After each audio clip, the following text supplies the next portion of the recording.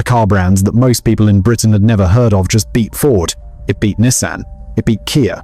And it did not just beat them by a little margin. It went straight to the very top of the entire United Kingdom sales chart in a single month. That simply does not happen. Not here, not in Britain, where car buyers are historically known for being incredibly cautious, heavily brand loyal, and notably slow to trust anything new on the market. It took Korean automotive brands like Kia and Hyundai nearly 2 decades to earn the kind of structural market trust they have today.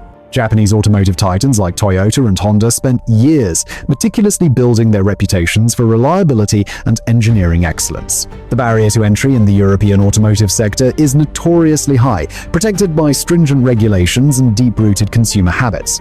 And yet, this Chinese newcomer walked in, set up shop with an aggressively optimized supply chain, and within just over a year, it was the #1 selling car in the entire country.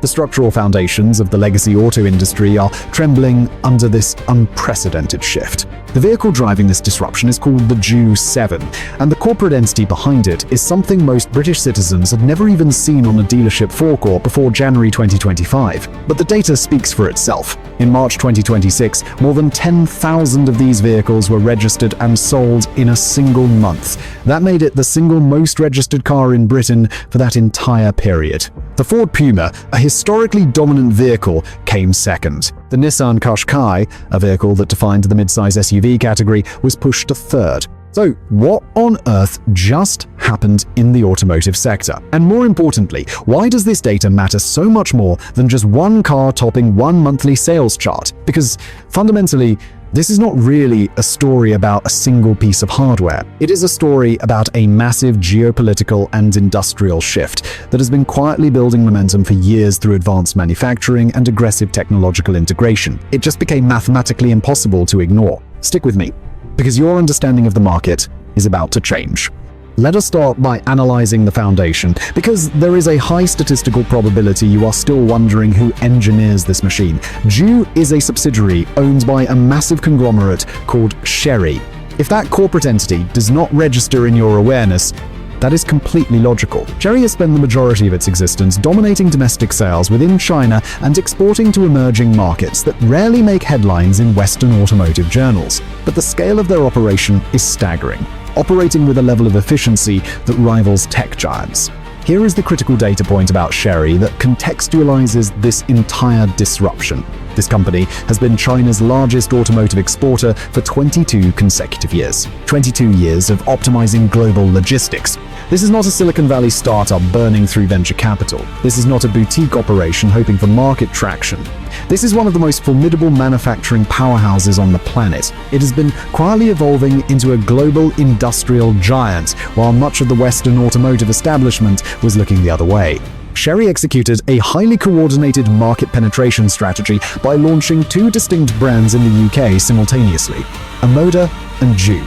They arrived as part of a meticulously calculated deployment into the British ecosystem. They did not enter cautiously to test the waters. They arrived with massive physical inventory ready to deploy, dealership infrastructure already formalized, and pricing algorithms designed to immediately undercut established competitors. It was a textbook example of overwhelming a market with superior supply chain readiness. To compound the pressure on legacy automakers, a third entity from the same corporate umbrella is imminent. It is called Leapmotor, and its entire architecture is dedicated to pure electric vehicles. So while the internal combustion and hybrid variants of the Jaecoo J7 are currently dominating the data streams, this is merely phase 1 of a much broader strategic offensive.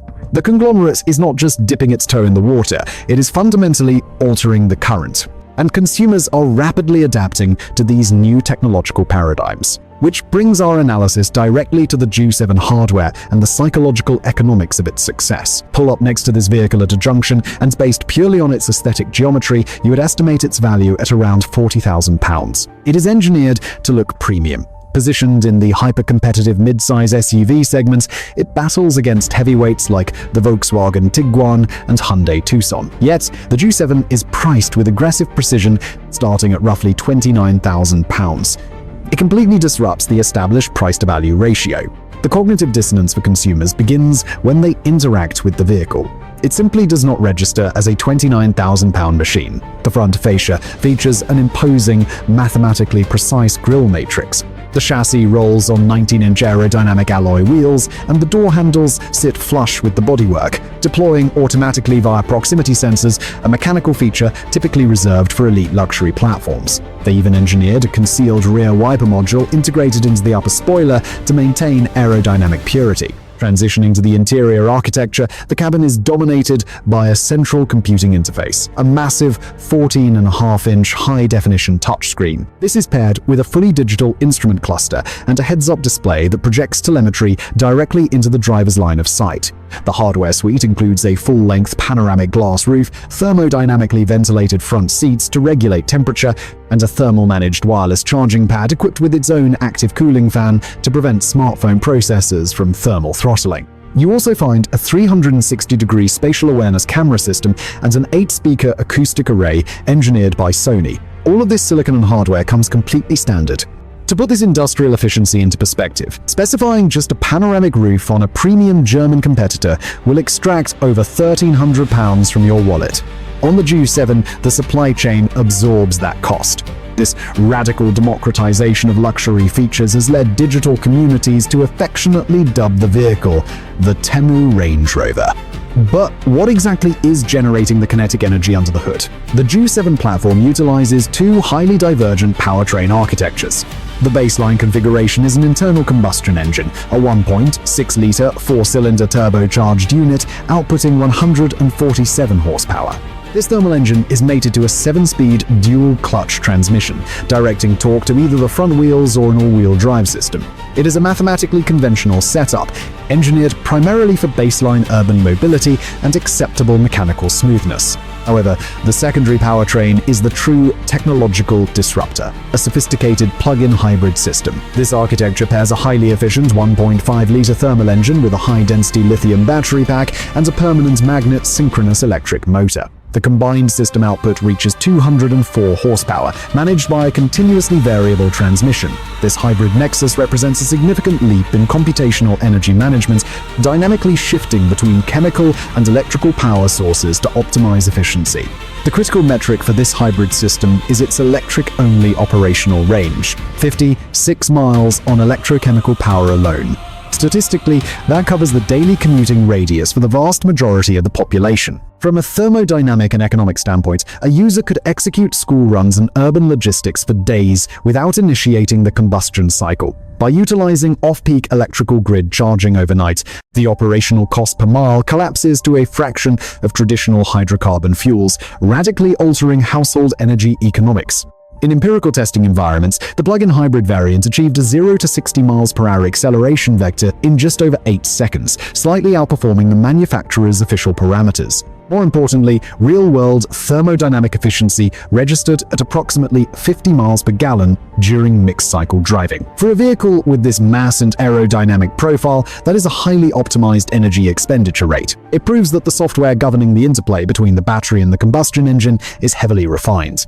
A crucial engineering detail lies in the vehicle's deceleration mechanics. In many electrified platforms, regenerative braking, where the motor reverses polarity to harvest kinetic energy, often feels disjointed from the mechanical friction brakes. The transition can cause jarring deceleration spikes. The J7 software blends these two systems with remarkable fluidity, resulting in a highly linear pedal response. In emergency deceleration tests from 60 miles per hour, the chassis halted in 35 meters, aligning perfectly with strict industry safety tolerances. However, empirical analysis must acknowledge the hardware's limitations. In low-velocity urban environments, the chassis dynamics are composed, utilizing light steering calibration for maneuverability. But when subjected to high lateral G-forces on winding secondary roads, the structural tuning reveals its compromises. The electronic power steering fails to transmit adequate tactile feedback from the asphalt. The suspension geometry allows noticeable body roll, and the dampers struggle to process high-frequency vibrations over degraded surfaces. It lacks dynamic polish. The advanced driver assistance systems, or ADAS, also warrant scrutiny regarding their algorithmic calibration. The optical sensors governing the lane-keeping assist and driver attention monitoring are hypersensitive. The vehicle's central processor frequently initiates audible warnings and autonomous steering interventions even when the chassis is perfectly aligned within the lane markers. While this aggressive safety protocol may reassure some users, the false positives can induce cognitive fatigue. Fortunately, the software allows manual deactivation of these subroutines. Evaluating the spatial architecture of the cabin, the engineering team prioritized volumetric efficiency. The rear passenger compartment offers substantial geometric clearance for knees and craniums. A critical design choice was integrating a completely flat floor pan, eliminating the traditional transmission tunnel intrusion. This allows optimal biomechanical positioning for a central passenger. While accommodating 3 adults laterally remains a constraint defined by the vehicle's external width, the internal packaging maximizes every available cubic centimeter. Cargo logistics are equally calculated. The primary storage bay provides 500 liters of volumetric capacity. The spatial geometry is somewhat shallow, requiring the rear seating to fold for vertically demanding payloads, but the absence of a loading lip minimizes the kinetic exertion required to insert heavy mass. The inclusion of an electromechanical tailgate as standard equipment further reduces user friction. Beneath the primary load floor, additional compartmentalized storage modules optimize the organization of charging cables and emergency equipment. Then, there is a highly unconventional piece of functional design. The modular parcel shelf can be mechanically unclipped, reconfigured, and locked into a vertical orientation to serve as a mobile projection screen. From a strict utility standpoint, its daily application is statistically low. However, from a psychological marketing perspective, it is a brilliant integration of lifestyle technology. It is the type of unexpected hardware novelty that generates organic social media engagement and differentiates the platform from legacy, utilitarian competitors. However, there is a tangible flaw in the exterior kinematics. The rear passenger doors measure 1.3 meters in length, exceeding the dimensions of much larger luxury SUVs. In standard United Kingdom parking infrastructure, where spatial parameters are notoriously restricted, the arc required to open this door sufficiently for ingress and egress creates significant physical friction. It is an oversight in localized usability testing, a minor but persistent mechanical irritation that disrupts the otherwise seamless user experience.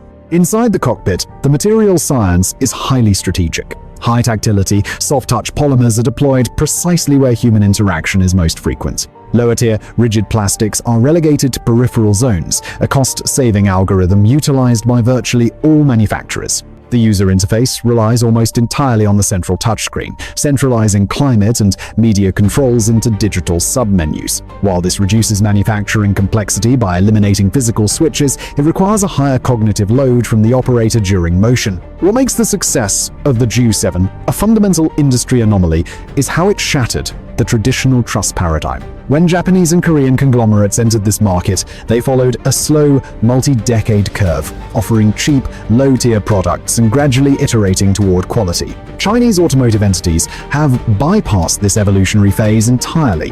The J7 is not a beta test, requiring 3 generations to optimize. It deployed as a fully mature, technologically dense platform, compressing decades of brand evolution into a single product cycle. A critical component of bypassing this trust barrier was rigorous third-party validation. The J7 achieved a maximum 5-star rating from Euro NCAP, the definitive European safety authority. It scored above 80% in every single simulated kinetic impact and active safety test. This data point is an absolute necessity for market penetration. By mathematically proving structural integrity and algorithmic crash avoidance, the manufacturer neutralized the primary psychological objection consumers hold against new, unproven automotive hardware.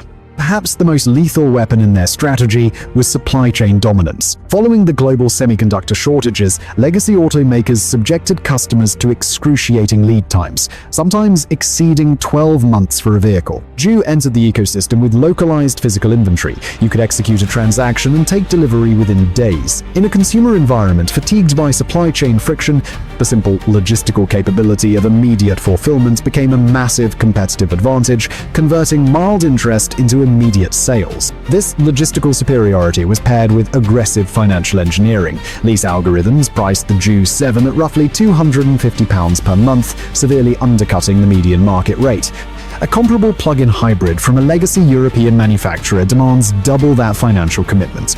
For households optimizing their capital allocation amidst inflation, a 50% reduction in mobility costs is a mathematically unignorable proposition. The brand aggregated every consumer demand, tech, range, space, availability, and priced it flawlessly. However, objective analysis requires acknowledging the unknown variables. The long-term material degradation and software stability of the J7 after 50,000 miles remain unmapped data. Furthermore, the residual value curve, how the asset depreciates over time, is entirely theoretical at this stage. If the secondary market rejects the hardware, early adopters could face negative equity. Additionally, the physical maintenance infrastructure is still scaling. A standard 7-year warranty is mathematically reassuring, but it requires a robust physical network to execute repairs. Despite these variables, the trajectory is clear. The question is no longer if Chinese automotive technology will integrate into the European ecosystem. The integration is already complete. Legacy manufacturers must radically accelerate their own innovation cycles to defend their market share against this level of supply chain efficiency. The automotive landscape has been permanently altered by a conglomerate that simply out-engineered the competition's logistics. If you found this deep dive into industrial disruption valuable, subscribe to Deep Future. Let us know in the data logs below. Would you integrate this platform into your life?